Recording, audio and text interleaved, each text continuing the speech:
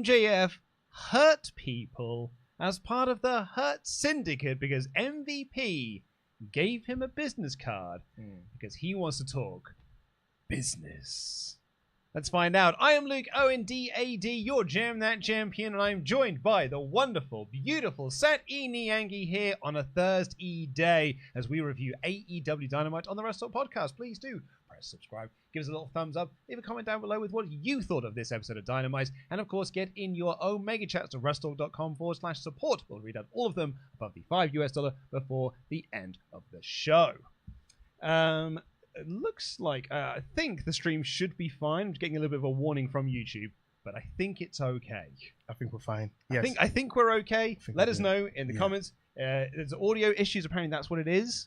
Hello? Audio?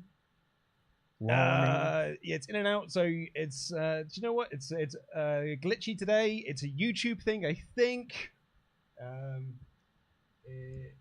Can you hear me? It's Chat. a YouTube thing, we think. I'm going to bring down Rich to try and save it. Producer Rich. Rich. Don't worry, guys. We're going to be saved. This stream is going to be saved. We're going to do a better job than what they did with that AEW Revolution main event. Happy Saturday, guys. You may say Thursday day, but it's Saturday. So, every day starts on Saturday. Okay, so I think if you just refresh your stream, it should be fine. Yes. We think that's what it is. If you refresh your stream, it should be fine. I think it's just a YouTube problem. Anyway, so we are going to just crack on and make sure that everything is okay here. Let's crack on with the show. So let's crack on. We're going to talk about this really interesting segment here because one of the things that Tempest and I were talking about on the Revolution review was that it was a really good show, a bit of a duff main event, but it was a really, really good show. And what we were excited for was there was a lot of concluding parts to it. There was a conclusion to Toni Storm Raime. It was a conclusion to Don Callis and Kenny Omega. It was a conclusion to Will and Fletcher. So what are going to be the next chapters of that? And it was going to be one of those ones do you remember there was that episode of Dynamite where Hangman Page is in the ring and then Swerve Strickland comes and you're like, ooh, that's a cool new direction. Yes. And we got that on this show in two areas. I think in the Toni Storm area where they set up her next contender. Bingo. But the crucial one for me was this one here. Yes. Because MJF comes out for a promo and says that he had the match won on Sunday, but he was screwed over by Hangman Page to get the win. It's not over between him and Hangman. And then the Hurt Syndicate's music hits. Now, earlier in the night, MVP had a promo backstage with Shelton Benjamin and Bobby Lashley where he said, guys, you've defended the tag titles twice now. Take a week off. Go to Vegas. Get some sun. Good boss. Good boss. What a guy's a good boss, isn't it? Take note. And he's like, take the week off. So he was there, though, and he came out and he was talking to Max, and he told a story of them and their friendship and their relationship, which is that Max, when he was about 18, offered to drive MVP to a documentary shoot for the small fee of asking questions and learning from MVP. Seems like a good price to that's a good fee, I would say. And he's like, I was really impressed by your willingness to learn and what you were looking to get from this industry. And what I was also really impressed with when I saw you wrestle was your what the kids call aura. And I knew that you had main event potential. And I was proud of you then. But I'm not proud of you now. And I don't know why you're not, why you should think you're proud of yourself as well, because what happened to you on Sunday? And now you're out here whining and complaining about it. Why are you not angry about what happened? Why are you not hurting people? I think you've lost your edge. The boys don't respect you, and worse than that, they no longer fear you. Do you know who they do fear? The Hurt Syndicate. Maybe it's time that we talk business. He brings out the business card. It's like, when I first got here, this business card was just me making friends. Now it really does. This is a serious thing. I offer this. And MJF, I did this brilliant thing, was like, with all due respect, and I do respect you. I don't respect a lot of people, but I do respect you. With all due respect, I don't need your help or advice now. I was champion for 406 days. And MVP brilliantly replied with, was champion for 406 days. And he hands over the business card and he walks away, and MJF gives it a little bit of thought. What do you make of this? You know what? They took us by surprise. I'm still trying to marinate what we saw in terms of a segment. Because on social media, because you know I'm notoriously always on social media. Always online. I'm always online. That's always like my starting point with you when we do a podcast on social media. Because Luke's not on social media like that, so I always feel like I have to recap him so he gets what the jokes are and what the buzz is. They're doing that. There's a picture of Owen Hart in the Nation. Yeah. So that's been the whole thing where people just be making jokes. See. That is, in fairness, quite a good joke. Yes. So there's been a lot of posting of Owen Hart in the Nation and like, oh, this is MJF in the Hurt Syndicate. It seems like a lot of people. It's a left field segment in terms of you wouldn't put these two together, especially not knowing their history until they expounded upon it. Apart from thinking maybe it was MLW times they probably ran into each other, but it's interesting because MJF earlier, they did a recap segment of him in the locker room, and he was looking at himself in the mirror, and he was berating himself, and he's punched the mirror. And then I think Renee was coming in and get out of my locker room. And I feel like that was like a setup to show you that there's still some self-loathing in MJF because he's not accepted by the crowd. And a part of me is not sure because there's two ways to look at it, right? Mm-hmm. It's like the blue pill, red pill. I don't remember which one's which. If the red pill is meant to be the one you're enlightened, the blue pill is the one you're still in the darkness, right? I don't remember anymore. Well, someone in the chat will clue me in. That film came out 26 years ago. Okay, there's a purple pill and there's a black pill. Okay, the purple pill is MJF tells him to go screw himself, and then the black pill is irony. He joins the Hurt Syndicate because they hurt people and give people black eyes. So he can either be a face because there's no way him rejecting that offer and him remaining a heel, because that's the thing I can't get. Because he can refuse them, but wouldn't he not get beaten down by Lashley and Shelton Benjamin? Yeah, right? And would that not bring upon someone to save him? Unless they do a weird thing where Hangman Page saves him and you get like strange bedfellows, because it still feels like... Well, that's an interesting idea. Because someone said it again online that MVP has been circling guys near Hangman Page. First of Swerve, who's feuded with Hangman, MJF, who just feuded with Hangman. Is literally after Hangman feuds with these guys, MVP's like, what do I smell? Opportunity. So it could be that he's been using that opportunity to get closer to Hangman in terms of like, squaring up with Hangman. I don't think he wants Hangman to join because Hangman is a pyromaniac. Who wants a pyromaniac in your group? That's a whole situation. So it can go different ways. That's the thing about what I just said right now. It's intriguing. It can go many different ways. I don't really know at the moment. I can only hypothesize until next week.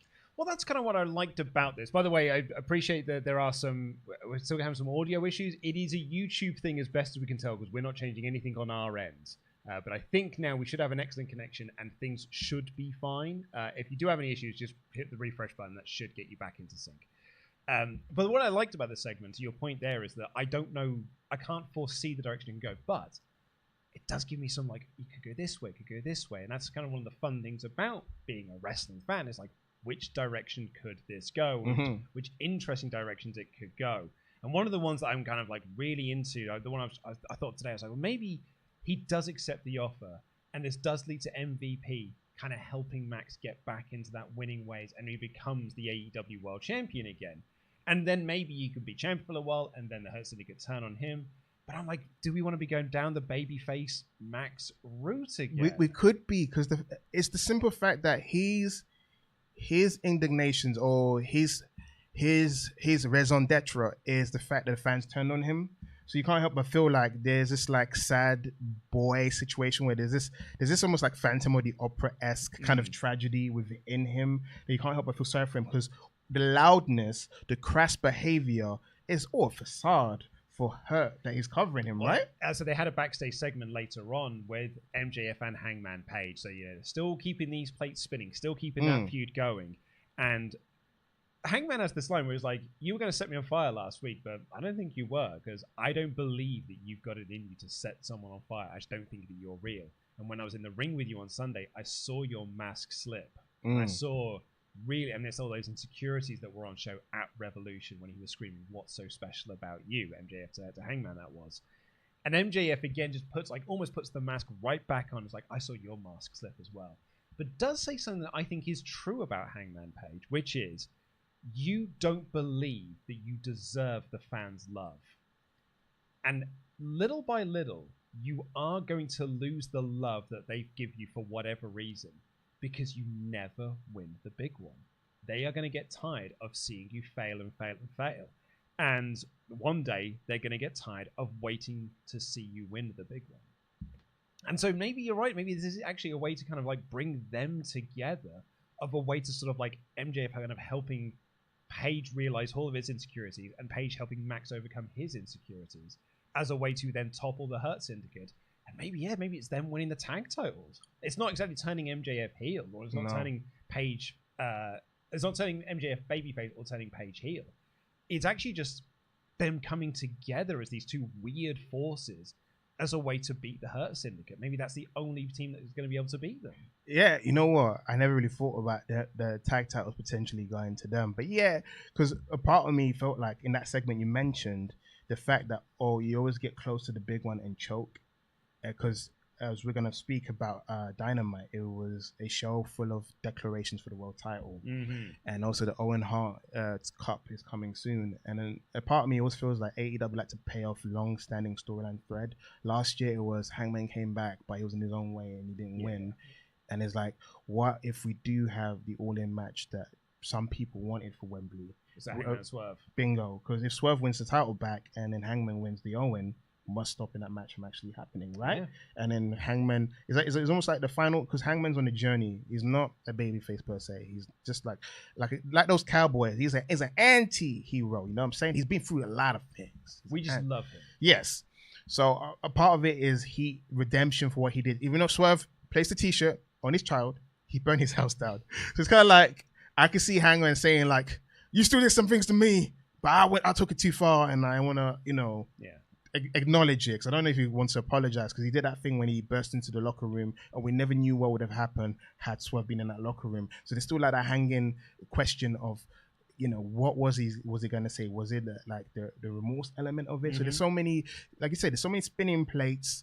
I like the fact, because sometimes when you figure out where things are going, it gets a bit like, you get a bit jaded, like, yeah, I know what's going to happen. It's going to be this, and that. But at the moment, I don't really know. It's excitement in the air because the storyline is fresh. Like you said, you used a great example when Swerve came out to confront Hangman, came out of left field, and look what it created. So I'm fingers crossed that this storyline will create some great moments, maybe some new possible tag team champions, where will they coexist tag team champions? I think that's, I've kind of talked myself into it, and it's kind of piggybacking off of what you had said.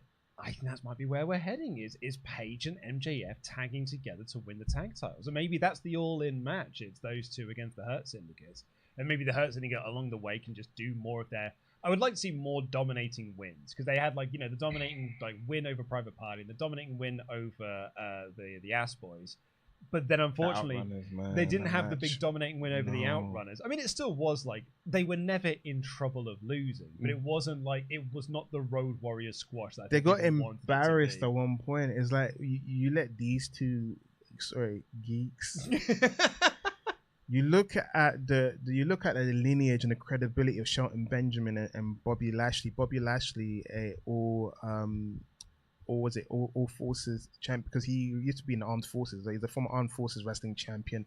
You got Shelton Benjamin, who's actually one of the co-trainers for Brock Lesnar when they were Golden Gophers together. So you got two guys who, and another thing as well, Lashley once, if I remember correctly, Lashley dropped out of the Olympics. I forgot what either 2002, 2003 Olympics, wherever the 2000 Olympics was in the early 2000s. He dropped out because he was in the robbery, and he basically flew down and smashed his whole body on concrete floor. So obviously, So it's like, this is a guy that's goes hard, and then you got a joke tag team in the Outrunners. No offense to the Outrunners, 20 years to be an overnight success, whatever.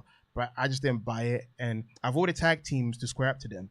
It shouldn't have been them. It should have been Private Party when they lost the title. It should have been the Ass Boys because they're former tag team champions. You got a meme tag team potentially embarrassing, a great... it didn't go the way I wanted it to go. So, it left me a slight bitter taste in my mouth I wanted more for that match. That's what I mean. That's why I would like to see them get some more big wins. Because if this idea is that, the only people that can save them are these two cornerstones, these two pillars, if you will, of AEW, then I think we need to really establish this dominating run. The P word is a bad. We don't use the word pillar anymore. That's because it hasn't really worked out for two of the. Well, it used to be 2 of the 4. Now it's 3 of the 4 because one's climbing a bloody mountain. Yeah. Is that hey, are you world champion?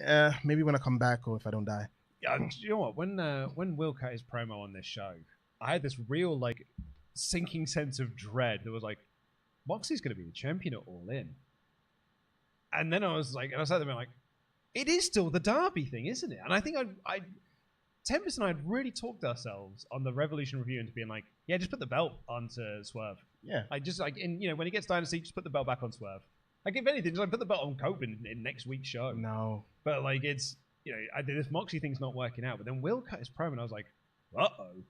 I already get the feeling that Moxley's going to be champion come All In July. I don't... the thing about... I've been one of those people, as much as the Death Rider storyline hasn't really worked the way I wanted it to, I still kept hope that they can, steer the ship to the right direction. But after the match on Revolution, I was like, I don't know. Because I'm always one of those people, it's hard to knock me off a boat. I was like, it's a little bit of water, we can put tape on it. Tape's not working anymore. I may have to jump off the ship. So I really, because if Mox does lose the title, it does scream that this storyline failed. Oh, yeah. But we'll get into it when we get to it. Because there is some Mox and Copeland stuff for us to talk about from this show. But getting into your Omega chats at WrestleTalk.com. I thought it was Rico chats. It changed to Rico chats. Did it? Yeah. Yeah. We were calling them Omega chats because Kenny Omega and they're not super chats, not ultra chats, they're Omega chats. They were, but when I did the show with Tempest last week, the mods put it as Rico chats because Ricochet. Rico chats. Yeah, I suppose it sort of works, doesn't it? Jared Hazelwood here says, Brian Cage looks like the love child of Dr. Death Steve Williams and a tractor. He's a big dude. He is a big dude, but I wouldn't put Dr. Death Steve Williams. Me and Tempest... He's got the big bushy beard. So me and Tempest figured out he's basically in his old man Logan phase. That's exactly what it is. Yeah. Without the greyness. Yes. That's what it is, yeah. Elliot here says, G'day, AEW. I really like tonight's Dynamite, but I do feel like AEW has a problem with the way they announce matches. It tends to feel very sudden. What do you think? Also, I love listening to your podcast while playing Balatro, a premium combo, jam that jam. I don't think there's any... I don't understand what you mean in the way that they announce matches. It's just they randomly drop it because I don't know if is Billy Stark's Mercedes happening next week. I don't know. There's so much get announced, and unless you're scratching your elbow or picking up a drink of water, you may just miss. Next week coming up, it's gonna be so and so versus so and so, and then you're like, what did I miss? I think in that regards, the way they don't make a big thing of it. It's just like, bah! I see. Okay, I see what you're saying. Well, that's what I think. I could be wrong. I don't know. Just let me know if that's what it is. So there's what you're talking about there is this idea that Netflix have with their shows. Apparently, what they do with their writers is when writers submit scripts, is they say this is not second screen enough. That idea being that your script is too complicated to follow. Your story is too complicated to follow. If someone looks down at their phone for 5 minutes, they need to be able to look back up at the TV screen and still be able to follow along with the story that you're doing. That is the idea of second screen. The other thing they want to introduce, or they have been introducing, is the idea of actors or characters announcing more what they're doing on screen in case someone is not really watching, they're just out of the room while the show is on. They're still able to follow along with what's going on, which is kind of like a secondary to the second screen. We don't need to do that. There's a thing called reality TV shows. Just put that on when you're doing your chores. I mean, so the argument you're making is that sometimes where AEW don't make such a big deal out of things, that if you do look down at your phone, Dynamite is not second screen enough. No. You do need to be wired in to this show at all times in order to catch the match announcements. Because with the Billy Starks thing, it's I kind of wrote in my notes I think they're having a match next week, because they sort of said I'll see you next week. Yeah, I guess so. They just didn't have a graphic coming up for it later. And that's what I'm saying. Is it next week a promo or next week same time again, chat again? Yeah. Or is it a case of, because what I think they do, and this is why I tend to miss matches, is that they just put them up on Wednesday on Twitter and just be like, here are the 7 matches that are going to be happening on the show tonight. Well, when we get to that portion of Billy Starks and Mercedes, I want to pose more questions. Well, Mr. Kraz here says, great story beats in this ep, and Cage catching Hologram into a suplex was a great spot. Mortos and Harleygram was so funny, but what in the Beverly Hills Ninja was Mike Bailey's gear? Dude looks like he's about to start an American Ninja 7. It's kind of cringe. How dare you disrespect the good name of Speedball Mike Bailey? How you diss them, man? Like, Yeah. he is a unique caliber athlete. You're in for something incredible. You should be happy that Speedball chose AEW, man. You're gonna love him. You're gonna love him. Will Campbell here said, "Hi guys, I'm intrigued about the way that it's going to all go in all sides of this thing. MJF with the Hurt Syndicate and the potential with Max and Hangman down the road could be good. Also, Eddie Kingston is the only one allowed to truly set fire to people." I mean, yeah, he carried a canister while bloody. He would have done as well if he hadn't won that stupid Bryan Danielson. Rafael Garcia said, "While I do think this show is an automatic 5 out of 5 because of Hologram, I do think it was filler. It's understandable because, you know, everybody died at the pay-per-view. But do you think this is a result of the style where the matches are great but everyone's dead after?" I mean, I honestly, if you'd have asked Will to go out there and put on another 5-star match, he would have done. You'd asked Toni Storm to go and put another 5-star match, she would have done. It's not a problem with the style. It's they had so many feud enders at Revolution. This is now the building blocks. This is always going to feel like a building blocks episode. It's episode 1 all over again. I think once you're done with a huge feud, you have to start all over again. And that's what we were talking about when we talk about the seeds has been set. Yeah. Hello. Hello. Yeah, sounds a bit crap. So I'm gonna text it for you. What is up with going on? We think it's a YouTube thing. Because like, we've done nothing with the desk. Yeah, no, I realise. Okay, don't worry. Keep going. All right. Producer Rich is here, everyone. To save the day.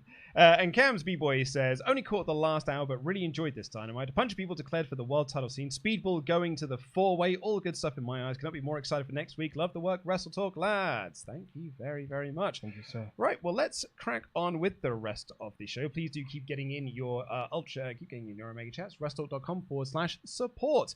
Kenny Omega opened this week's show. Things just feel right when Kenny Omega starts an episode of AEW Dynamite. It does. When you think about the spirit of AEW, that thing that Darby Allin's talking about, the soul of AEW, it's Kenny Omega. That's the soul. Comments are saying that the audio sounds good, Rich. I think it's a YouTube thing.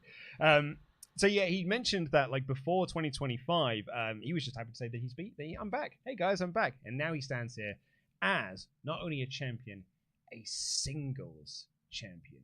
Which is a very special thing for Kenny Omega. And he thanks everyone for their support, the doctors, and he even thanks Konosuke Takeshita because he pushed him and made this belt feel truly international, which is why he's going to be keeping his eye on this international tournament they've got to crown the new #1 contender to Kenny Omega at AEW Dynasty. International being, as far as I can tell, America, Mexico, and now Canada, because Speedball Mike Bailey got entered into it. Oh, and Mark Davis is from Japan. And Shibata's from... Mark Davis is from Australia. Shibata's from Japan. Yes. Yeah. So it is international in the sense that the majority is US and Mexico. So it's like, you know what, the American World Series. If someone went into the locker room and looked around, yeah, we're fine for this tournament either. Yeah, Tony, let's go ahead, let's do it. Yeah, sure. Yeah. I mean, look, it gets Shibata into singles matches. It gets Beast Mortos on TV. It gets Hechicero on TV. Yeah, like, I'm into that. Listen. As we're jesting about the criteria, but yeah, it's still a formidable idea. I still enjoyed what we saw in terms of what we've seen so far of the tournament.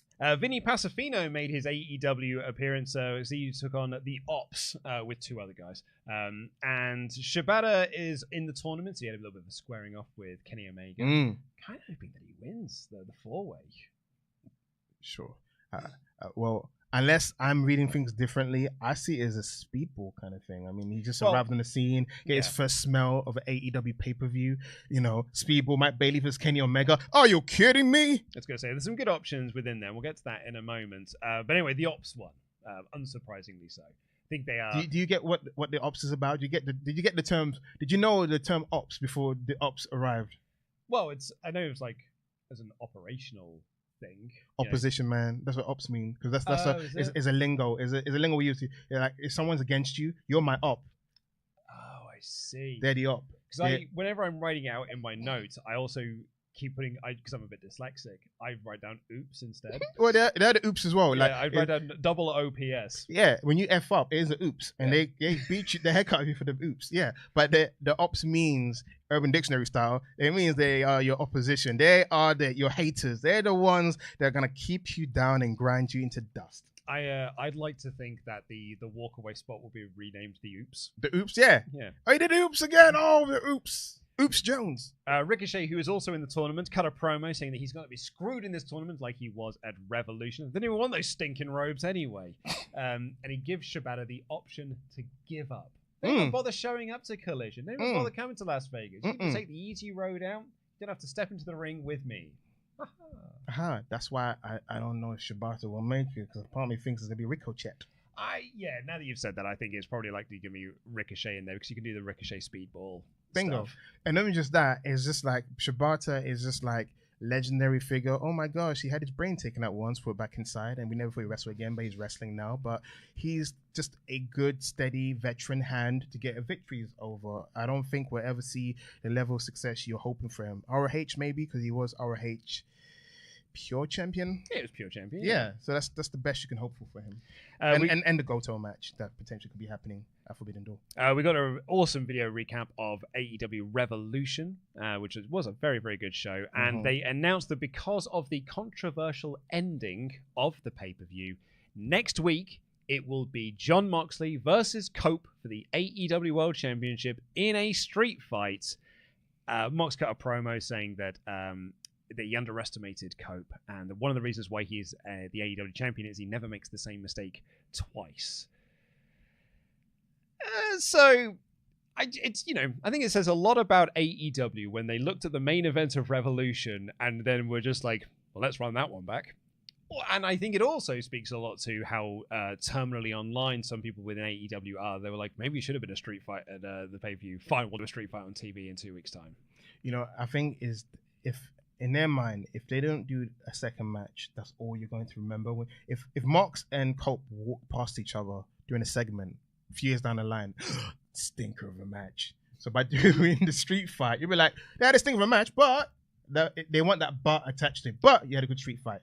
That's a good way. Yeah. So it's a way to basically like almost erase the previous match by having a decent follow-up. Yes, because I feel like it's a bit like when Edge and Randy Orton had their the greatest wrestling match of all time. It was very, very good, and it makes people forget the terrible last man standing match they had at WrestleMania. Exactly. Yeah, that's what it is. I can feel it as a Cope thing. It's like, I think because Cope knows. I feel like when you're a man at his stage, late, past your prime, should have retired probably a few years ago, but you're still going, and now you're kind of figure out, you're circling your wagon like, when should I actually retire? I had a perfect send-off like probably 3 times if you ask me. And now he's like in this stage where the fans are turning on him or souring on him, and he's like, I at least want to remind people I can still go, and then put me out to pasture. Swerve also got a promo saying that he's going to be winning the title at Dynasty because he won the title for the first time at Dynasty last year, and he's going to become a 2-time AEW World Champion. You know what? Let's hope he could win this, or it could be a bloody nightmare. And then, and also another thing as well. Bye, Rich. Bye, producer Rich. I mean, we're waving at John Cena if we don't acknowledge you. Another thing as well, when Hope said that, I never do the same mistake twice, I'm like, he's gonna blade in the next match because he hasn't bladed in a while, right? Well, yeah, and also, like, I don't think you could have done the street fights at Revolution because you had the cage match before it, and you had the big, effectively a street fight with May and Storm. So you had to do it as a singles match. Flaming tables.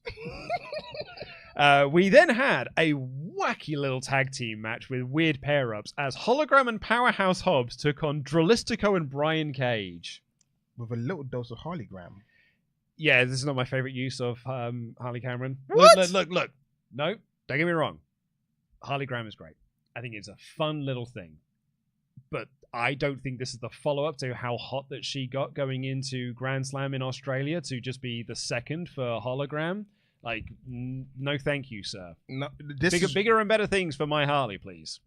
See, then you're putting too much stock into what Harley's great at. It's almost like if Santino Marella... She's great at everything. Yeah, but let's just say if Santino Marella didn't hold back because he's a comedy character, and you saw that he's the lethal dose of martial arts that he knows and the wrestling ability, you'd have been like, no, my Santino, why is he wearing a sock on his hand? He's like, no, he got over because of the silliness. It's kind of like when Cena got hot. All of a sudden, I am I am Special Forces John Cena. You're like, you were Chain Gang a few months ago.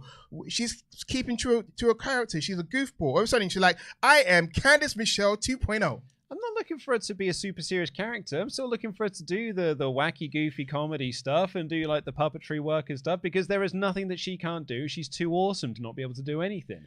I just want something that is not being a second for someone. Well, basically, if she did progress further, you're going to start hearing this. Harley Hogan. Get off Twitter, man. Get Harley off Hogan it. wins Get again. Off it. The owner lost. Everyone else is losing. The other veteran, I forgot her name. Johnny TV's missus. She's not Johnny TV's missus. Taya Valkyrie. Longest reigning Impact champion. Valkyrie. Longest reigning Triple H champion, CMLL. I have to put some respect on her name. I'm sorry, I forgot your name. She lost to Harley Cameron. I'm just saying it. Harley Cameron stopped beating the big dogs. Harley Hogan, so she has to do the gaga to remind people I'm still cute. But that's Twitter grifters who I have to pay the rent. Innit? Exactly. I have to pay the rent somehow. But anyway, this match was very, very fun. The crowd came alive for it when they were doing all of their big, crazy spots, particularly when, as we had that chat that mentioned earlier, we had this hologram dive through the ropes, like a very speedy tope. And Brian Cage just caught him and suplexed him on his ass, and it was beautiful. It was beautiful, but part of me knows the truth, Brian. You wanted to hold him longer than suplex him, but the velocity of it was a bit too quick. It was too quick, so it still looked good. Even though in my head I was like, you just wanted to do that thing when you hold on to him and like, oh my, the power of Brian Cage, look at that, and then drop him. But yeah, you caught him. It looked good, so A minus because I know the truth. It would have been A+ if you planned it. And the other bit of this was that they did the deadlift suplex into the ring on Hobbs by Brian Cage, which was great. But because they are so big and massive, they kind of sort of bounced around the ring a little bit, and Hobbs was selling it. And then Dralistico missed his springboard and didn't really know where he was supposed to land. Oh, yes. A bad night for springboards and Dralistico, because he did one and then got caught with a Hobbs spinebuster, so Hobbs pinned him. But I do want to mention it was a sort of a Team Taz reunion on opposite sides, because Hobbs and Brian Cage used to be in the same team. I miss Team Taz. That was actually my favorite stable at one point AEW. And then Lance Archer and Mark Davis came down to stare off with Hobbs to keep a lot of that feud going. Then we had the Hurt Syndicate announcing they're taking some time off. And then Toni Storm came out for a promo. Oh, yes. Quote, with stitches in my lip, staples in my head, and glass in my ass, I am here to say that this tramp is still the champ. Should be on the t-shirt. Make that a t-shirt, please. Yeah. And she talked about how that she's like a zoo, and that she, runs through something else. She's as ugly as a thing. She's as tough as this, but she's eat you like a lion. But while I am a lion, I am no pussy. Now put your keys in the bowl and let's get this orgy started. She said that I won't meow. I'm no pussy. Everyone went, because I'm like, double entendre. I freaking love it. Sometimes it wasn't even double entendre. It was just entendre. Entendre, but she can get away with it. Like, it was double. She talked about her cat. Yeah, it's great. The brilliance of that character. And I was like, I want someone to come out and attack us, and what I was hoping for really was Jamie Hayter, but I think she's still having her visa issue, so she can't do that. So I was like, I need someone to attack her. I want to get a next chapter for it. And then Megan Bain showed up and attacked Toni Storm, and I was like, all right. I can go with Megan Bain, because that's a really different dynamic of Megan Bain versus Toni Storm. It also, because later on Megan Bain attacks Willow Nightingale and Chris Statlander, that kind of also elevates Willow Nightingale and Chris Statlander into this picture as well. I like that. If there was ever a moment when you Stokely halfway back, now is the time. I've been advocating for Stokely halfway to be the hand to the goddess. Because Megan Bain screams very much someone you don't want to talk often to maintain the aura, and she needs someone that pumps up her awesomeness. You need someone that's Stokely's stature, because Statlander's 5'9", and allegedly Megan Bain's either 5'11" in real life, but being billed as 6'1". It's wrestling, it is what it is. Just them two, the dynamics of having a short man Stokely, she's the goddess, she's Megan Bain. He cuts up on her behalf, because I feel like if you have a talk, you wanted to maintain the aura and presence. A character like that, it reminds me when Jade was around. Jade's aura was maintained because she had Smart Mark, Sterling, Stokely briefly speaking on her behalf, and she said, her two-piece, I'm still that BITCH and all that kind of stuff. I feel like a character like that is a goddess. A goddess needs a crew of people that worships her. Where's her berries? You know, where's her grapes? Where is her fanning man? Where is, you know, she should steal guys from Dalton Castle, because that's what she needs. She needs an entourage that pumps up her awesomeness. That's what the only thing is missing from her presentation. I like everything, but it's someone said it on Twitter. It's like, do we even know who she is? We was told her name is Megan Bain, and she's a goddess allegedly because she dresses like one. Because it's verging on what's her face from WWE's character, Bird Lady, Lyra Valkyria. Yes, I'm forgetting people's names today because that's what I'm about. Forgetting your name. Don't be offended because I'm an equal opportunity offender. I'll forget more names today. Yeah, it's just like you dress in a cool costume, but who art thou? Who art thou, person? Who art thou? I think the Stokely would be a great addition to Megan Bain's act. Right? I don't think she needs like a full entourage, but certainly like Stokely being a mouthpiece for her, I think is a it'd be hilarious. I want him to have a pin as well, a hand to the guy, something like that enhances. You know what I'm saying? Yeah, I know what you get. Go like, full Gaga. For me, it's more a case of if Stokely's involved, that then directly ties into the Willow Statlander stuff. Bingo. And so it could be a really nice, you know, drawing in, tying a neat bow into all of this, and sort of like picking like, because basically what happened with Willow and Statlander last year was we just created a bunch of loose ends and just sort of like some frayed string. So now if you bring Stokely back into this, you can like just tie all of this bit together, and it looks like one cohesive storyline that never actually was a cohesive storyline. Yeah, and we can pretend that that's where it was going all along. It was the plan along. Of It course. was always the plan. Of course. Beast Mortos had his eliminator match for the International Championship 4-way against the wild card, and that wild card ended up being Speedball Mike Bailey.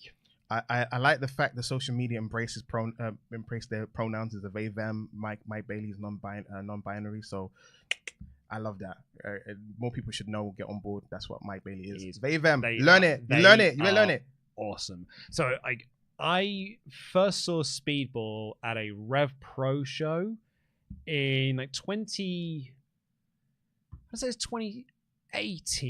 I'm pretty sure it was 2018 because it was the second time they did Keith Lee versus Tomohiro Ishii for the British Heavyweight Championship. Because the first time they'd done it at the World's Collide show, which I forgot what they call it now, that was a non-title match, and then because it got over so massive, it was like one of the best live matches I've ever seen. They did it like a year later, but this time for the British Heavyweight Championship. And I saw Speedball came out on that show, and you know he walks around the ring and he's sort of like doing his like, you know, his kung fu stuff and this and the other, and me and Ollie were just like, bit try hard this. It's, you know, it's a bit like, I don't know, this sort of kung fu kid thing. I'm not sure I can go board with this. And then they started wrestling, and I was like, oh no, this is awesome. This kid is great. And then I've been watching like his stuff that he was doing in TNA was incredible. And like, I just think they're awesome. I just think that Speedball Mike Bailey has that real special something that, like, if they had been in that sort of class from 10, 15 years ago when it was like Will and Rick in the early days, they'd have been just considered like a legendary status already. Well, it was because of the simple fact that they were stuck in Canada because of the whole ban situation. Because I think he traveled to America without the proper papers, and he got banned for like 5 years, which kind of did harm to his career in terms of the States. So he was relegated to just mostly indies in Canada. But since then, like I said, he had a great Impact TNA run. Still shocks the heck out of me he never won the TNA World title. Because in my mind, he was the man that was, he was the person that was meant to dethrone Josh Alexander. Yeah. And it just never happened. It never got to that level. Surely, is it just because they were going to leave? No, I think it was Josh Alexander's injury. Yeah. Because remember, Josh got injured and he had to relinquish the title, so that never really got to that point. And when Josh did come back, they put the X title on him towards the end, and then because he was going, they just put it onto Moose. Yeah. But I mean, you know, having said that, Moose had a killer match against Obafemi on Roadblock. Listen, I've never been a hater of Moose as an in-ring wrestler. I've always been one of those people. Again, I never like to follow a trend or a tribe. If people say this person's like this, I've got eyes. I can see. It's kind of people goes, oh, Finn Balor is washed, and then Finn Balor has a good match with Seth Rollins. I was like, yeah, I never thought he was washed. So I don't make statements then to retract it. Do you know how long it is to retract a statement because you said it so hastily? You know, it's about how wrestlers book matches or agents. I always blame the agents. No matter, like Jimmy and Jey Uso, for example. I don't go on a tangent, but I'm like, sometimes the way a match is structured, I'm like, who structured your match? They need a good talking to. Just go out there and just throw super kicks, kids. Yes. Just do what Mike Bailey did. Just kick people in the face. like Speedball, this was a fun showing for Speedball. I think that there is, because I'm looking at the chat here, and I can see that it's a bit of a split opinion on Speedball. Well, there are those who have seen Speedball over the years who know what Speedball is capable of, and from looking at this, it's people who are seeing Speedball for the first time, or maybe it's in the case of one person in there has just never really got on board with Speedball, and so maybe if this is your first experience with Speedball, what you are seeing is we had that old chat earlier. There's a kid with a mullet. And he's doing like some kung fu kid stuff, and maybe that's just you're not going to get on board with that. Speedball can go, dude. Speedball is rad. Watch his match with Willow Ospreay, and then tell me. Anyway, Bayley won with a beautiful crescent kick to get the win. Very, very fun.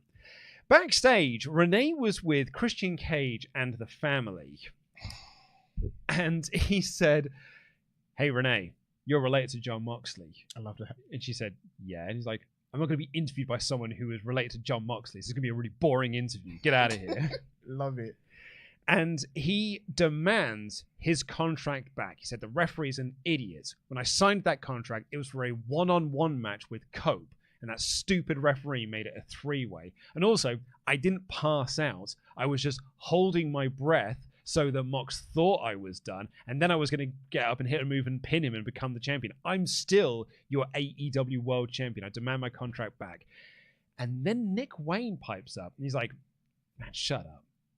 I was like, you're always saying excuses. You're lying. And also, this was never the plan. It was never the plan to do it in this moment. Maybe if you'd have stuck to the plan, you would be the AEW World Champion right now. And what this family wants is an apology from you. And so then Christian gets up in his face. He's like, "Let me ask you a question. How many world titles have you won? How many world titles did your father win? Your father is a coward and a loser who died in front of your mother." And Mother Wayne then steps in. He's like, "You're back down to the night shift of the Waffle House."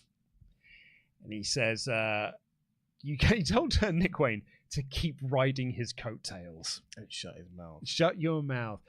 Really cool, interesting dynamic in this. We are destined to be splitting up this family. I think the Luchasaurus health problems that he has had has derailed this storyline somewhat. Very much hard. And I think it's probably good that we kind of pivot into a new direction of doing this, particularly if we are going to do this Cope and Christian run, which is what I imagine we're going to be doing. CNC Music Factory doing a little tag team run in 2025. So we need to split this family up. This could be a good way of going about it. But do you think it would be Christians as a face or maintaining the heel? I mean, Edge and Christian were at their best when they were heels. I'm glad someone remembers. Well, they were. Edge and Christian. No, I'm agreeing. I said I'm glad someone remembers. Because Edge and Christian sucked as baby faces. And actually, I think that Edge, when they do the split in 01, Edge sucks for the majority of that year because he's just not a great babyface. Christian becomes the more interesting character because he remains a heel and in fact goes even more heel and becomes this delusional guy. And he is a way more interesting character on screen than Edge is. I think Edge and Christian are much better off being heels. Cope and Christian, baby. CNC Music Factory.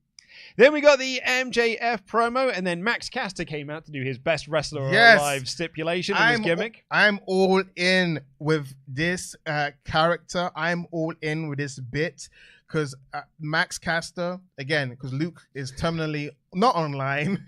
Max Caster is a polarizing figure. He's a kind of guy that likes to troll people and tries to push people's buttons. I know there are some people on the internet who are not Max Caster fans and were desperate for the Acclaim to split up. I know. And it was Max Caster's fault. And a part of me is laughing because I'm like, guys, the scissoring, the vibe, the rapping. Who? It's kind of like when DX broke up. X-Pac embodied the entire gimmick. Who embodies the Gaga? You know what I'm saying? Because I like Anthony Bowens. Great wrestler. A lot of respect for him. A part of me feel like this is going to lead to Bowens' return to beat his ass. It's just that Max, Anthony Bowens' wrestling skills, Max Caster's charisma, it's what made the Acclaimed. Anthony Bowens found his voice, became a good promo on his own, but there's a reason why he's not on TV at the moment. And then Max Caster is because Max Caster's found a great role as an enhancement talent, the best enhancement talent they had since Heath Slater's beef with the Legends. And I just love the fact that this delusional guy with a certificate, best wrestler alive, wink, you get it? Because people actually critique his wrestling. So it's like there's so many layers to the character, and he plays it so well. He's so convincingly a douchebag because probably he's one in real life, who knows? But I'm all in on the character. I'm all in on the gagger. I like his new theme. I'm all in because you know why? As much what I like is you get Max Caster haters. Deep down, like, I'm gonna cheer for him by the summer. He's gonna get over by winter time. You're gonna pop for his getting that first victory. Well, that's it, like, because he comes out and does his open challenge, and Konosuke Takeshita answers, and the crowd instantly, because they get it and they're on board, start chanting, "You effed up, you effed up."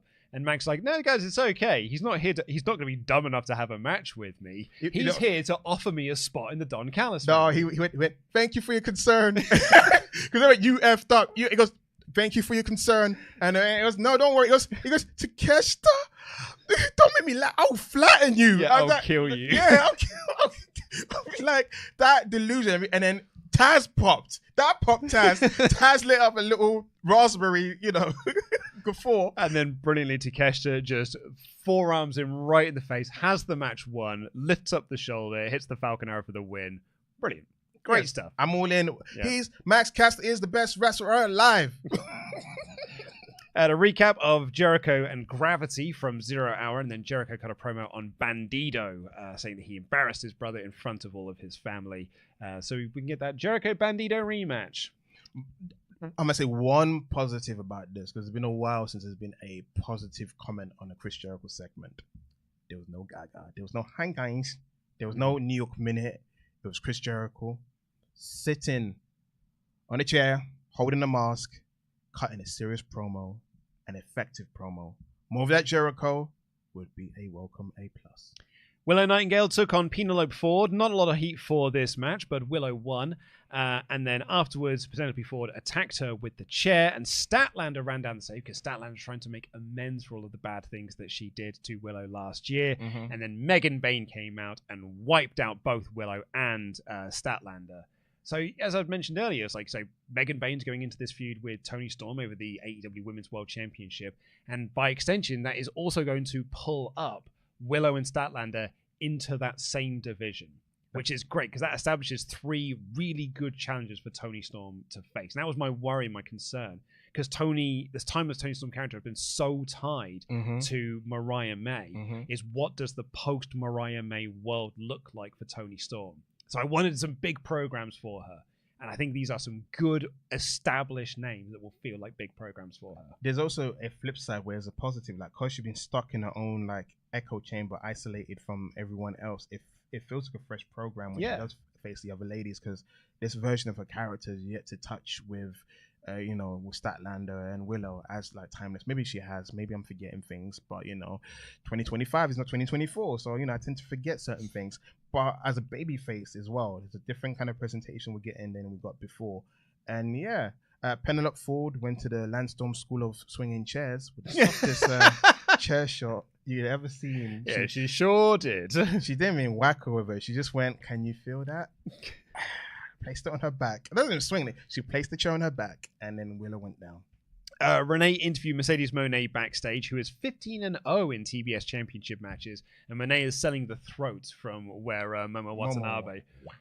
I thought she'd like taken some of her teeth out. She kicked her so hard, but yeah, she's selling the throat. She's like, I can't even do my phrase. A part of me was worried. I was like, oh no, you're gonna fall into the Sheeta vortex. Fightful Select after that show, I was reported, like, oh yeah, people were worried that Momo Watanabe was injured. I was like, Momo might have been. What about poor Mercedes? Yeah, I was like, she was grabbing in her mouth. Yeah, but because my partner, she saw that, and I was like, babe, it was a mistiming. She went for the kick, and then Mercedes didn't have time to block. It happens. It wasn't her fault. But I'm making a joke about Sheeta. I'm not saying Sheeta's disappearance is because of Mercedes and that match they had, or the match she had with Statlander. I don't know. But yeah, Sheeta, I miss you. I would love for you to be back on TV. There's these great women's feuds going everywhere, and you're missing. Yeah, the ace. She is awesome. The ace. So yeah, she's selling the throat, so she can't do her catchphrase and stuff. And in walks Billy Starks, who wants a shot at the TBS Championship. And Monet says that she is out of her league and she'll sort her out next week. So I guess they are having a match for next week. And Tempest and I said this on the Revolution review. I really hope that Billy Starks is the Silver Surfer, here to warn us of the incoming Galactus that is Athena getting her main roster call up. It will be about flipping time. Well, I know, exactly. There's no excuses for how long it's taken for this to happen. For even to make like little appearances to defend the title on AEW television, because it's not like there's been a lack of synergy between ROH and AEW. My goodness, Chris Jericho is the flipping ROH World Champion. But anyway, they've held off for a long time. They've edged us for a long time. And now it's time for the full celebration. That is Athena on the bloody main roster, not behind a bloody paywall. Will Ospreay then came out for a promo with Tony Schiavone. I thought it was a promo of two halves. Mm-hmm. The second half was all business. It was all about and here is what the next chapter of my AEW path is, which is I want to win the AEW World Championship. I want to be the top guy around here. In order to do that, I need something around my waist. Yeah. And it also turns out I've kind of got a lot of people who are calling their shots in because Cope's got a match. Swerve's got the match at Dynasty. Mm-hmm. So I think I'm going to look at All In. He puts at the All In sign and he says well, let's do it at All In. And the way to do that is for me to win the Owen Hart tournament. Mm-hmm. So I'm entering myself into the Owen Hart.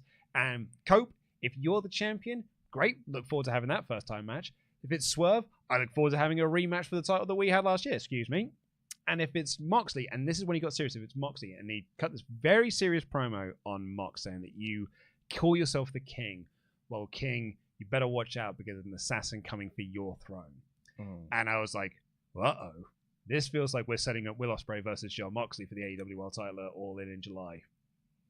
And I'd much rather it be Will Ospreay versus Swerve Strickland for the AEW World title. Unless, of course, you hear me out, Mox beats Cope next week. Of course.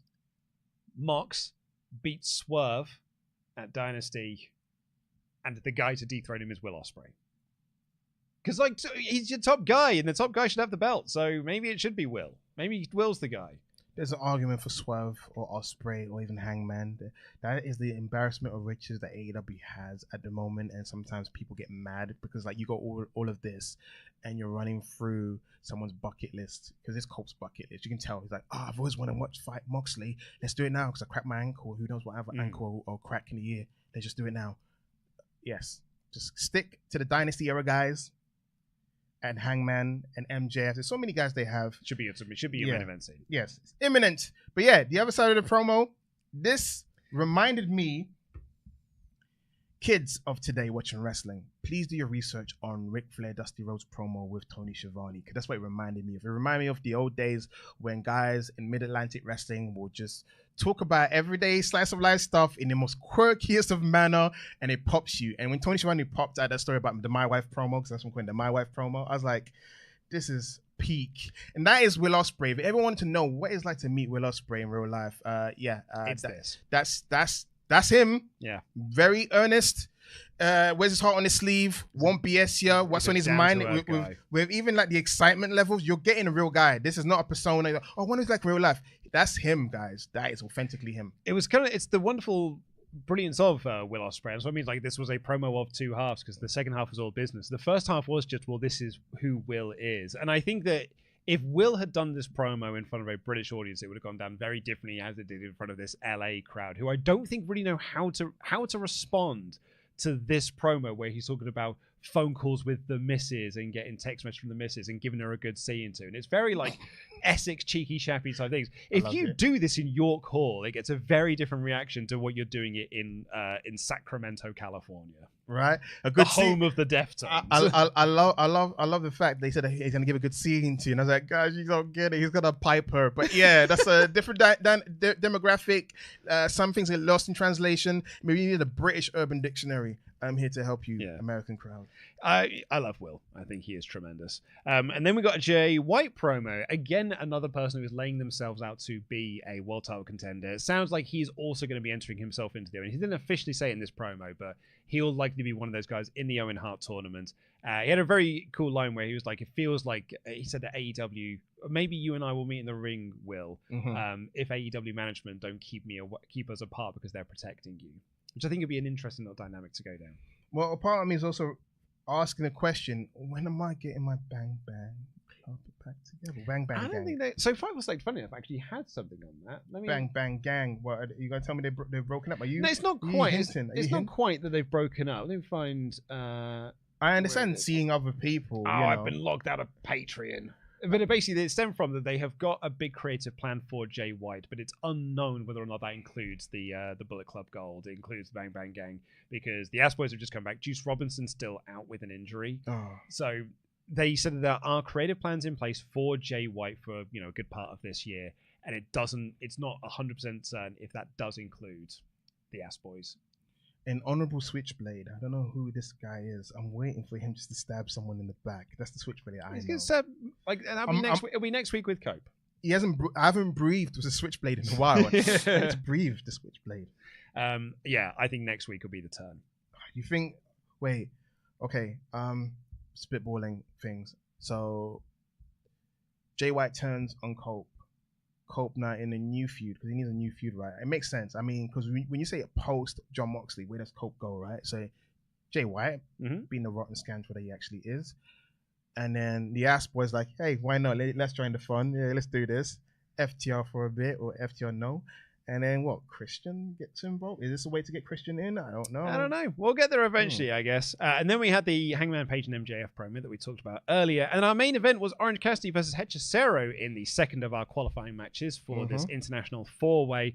And Orange Cassidy doing like a roll-up with no hands and then doing the dive and then doing the kip up and everything. Dude is so impressive. It's nuts. And the story was because Hechicero he's this technician guy, and he was targeting so many different parts of Orange Cassidy throughout the match that by the time he got back from ad break for the final stretch, Orange Cassidy was sending like 5 different parts of his body. The Hechicero was like, great, now I've got multiple targets to go for. But in the end, Orange Cassidy effectively got a desperation mousetrap out of nowhere to get the win. Really fought from underneath to get it. Speedball came out onto the stage afterwards to have a stare down with Orange Cassidy, and that was the end of the show. That's the end of that chapter. Yeah, and I thought it was a very fine follow-up to Revolution. It's a building block episode. Bingo. I think where AEW is sort of like stumbling a little bit and where WWE is sort of like taking over, in terms of like show layouts and stuff, is because Triple H only does 5-match cards. Yawn. He saves so much to do on shows, so it feels like even when he's doing building block shows, he has like a main event that would have previously been on the pay-per-view.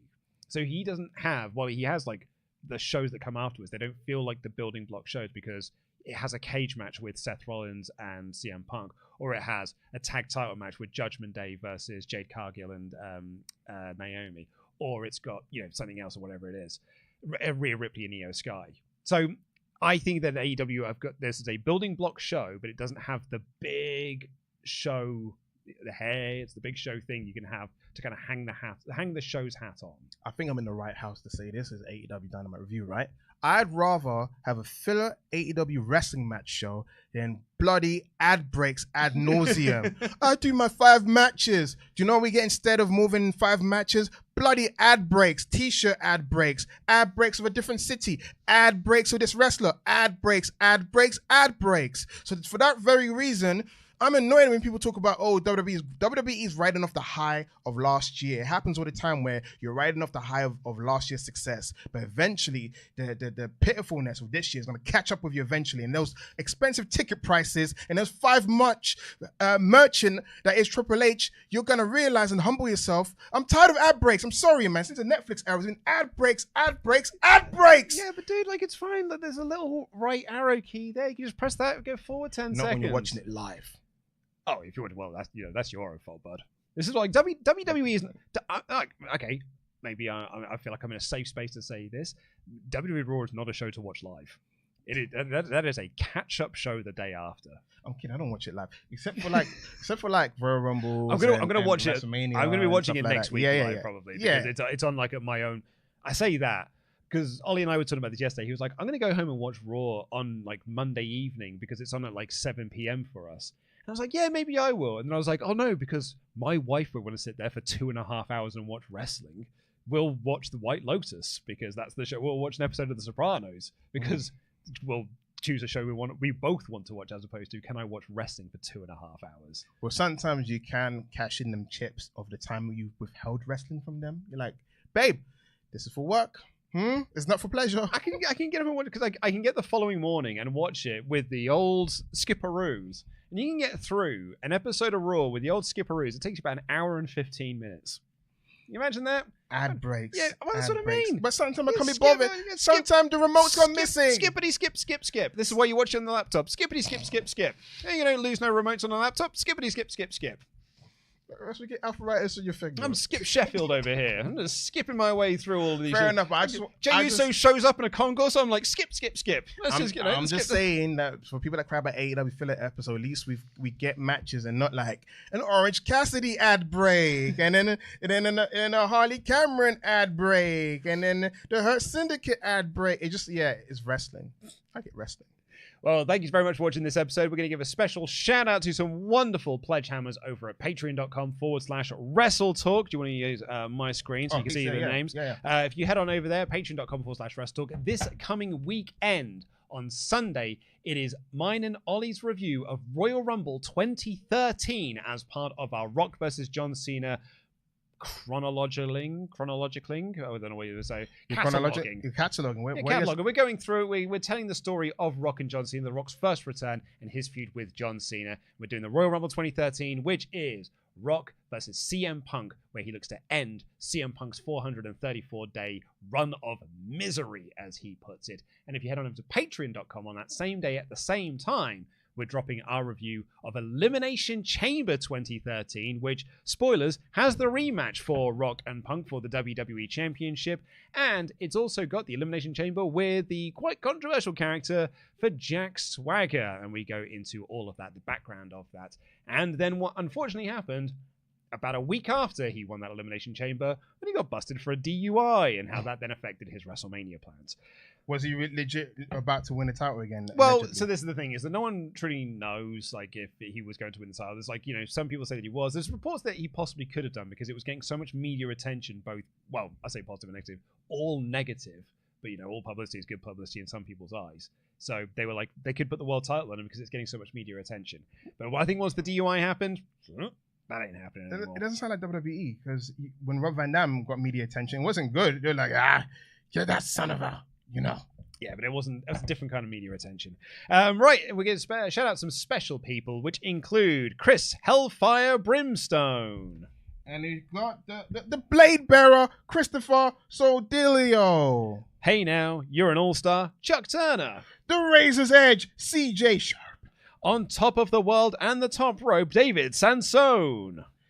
Going, David Vaughn. Dr. Hook, Nolan Evans.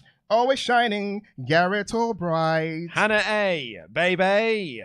Jewelry bus driver, Harry. Ruler of the House of Cards, Jack Avery King. Murderous, James Murtaugh. That is your Hall of Fame class for Thursday, the 13th of March, 2025. Right, let's get into your remaining Omega chats.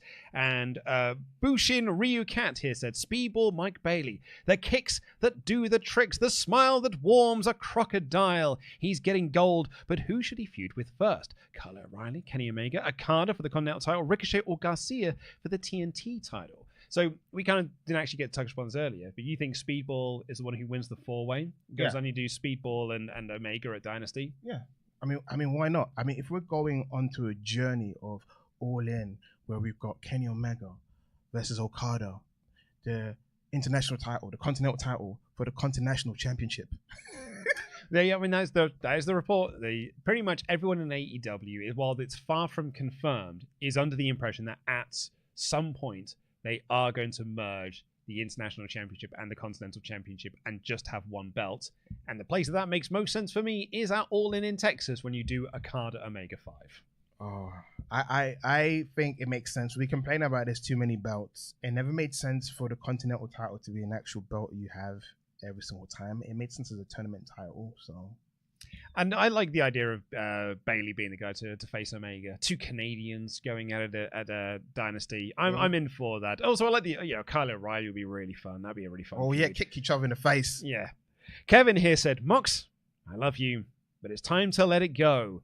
You didn't want to create a land of opportunity and reshape this company. You just wanted to be the bad guy with a stable who has a title. I'm so disappointed by the story with how hyped I was when it started. That episode was fine, but not as good as previous Dynamites after pay-per-view were. However, there's a bunch of matches I'm excited to see. Ricochet versus Shibata, OC and Speedball are very good options for Kenny. Christian and Nick Wayne could be an interesting feud. Mr. Kraz here said, Harley has been changing to a more boring, talented Harley character. A Thez press followed by screaming, "Feel the wrath of Harley Cameron" is so much more fun than starting a Feel the Wrath chant. It feels like her scene is getting lazy. Luke, did you just call my first impression of Mike Bailey slander? Then go on and tell a story of how your first impression of it was, then try to kill hard. Luke, did you just call my first impression of Mike Bailey slander, then go on to tell a story of how your first impression of him was a try-hard kung fu kicked? I need a side-eye gif, lol. But my point of my story was I was wrong.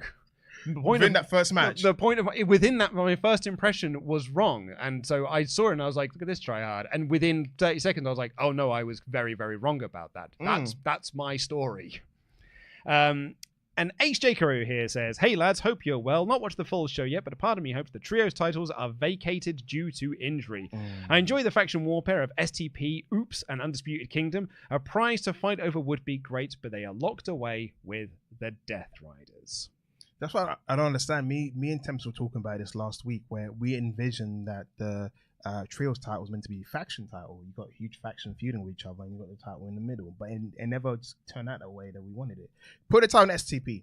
Shane Taylor promotion have had a great breakout year, and I'm all in. I love Shane Taylor. I've always been in with Shane Taylor. Yeah, I'm just happy that it's weird because AEW got like a vast roster. So Tony Khan probably looks, I'll push you probably in a year's time if you're still here. And a year's time is here, and he's like, well, let's see what you guys got. And I do my little, get ready to pick it up, people. I'm going to do a few bits of name dropping here. Go ahead. But Will invited us to a after party that he had after a Rev Pro show that Shane was booked on. And do you know what Shane's really good at? No. Beer pong. Shane Taylor is wicked at beer pong. And he blew Laurie's mind at how good at beer pong he was. There you go. Shane Taylor is good at beer pong.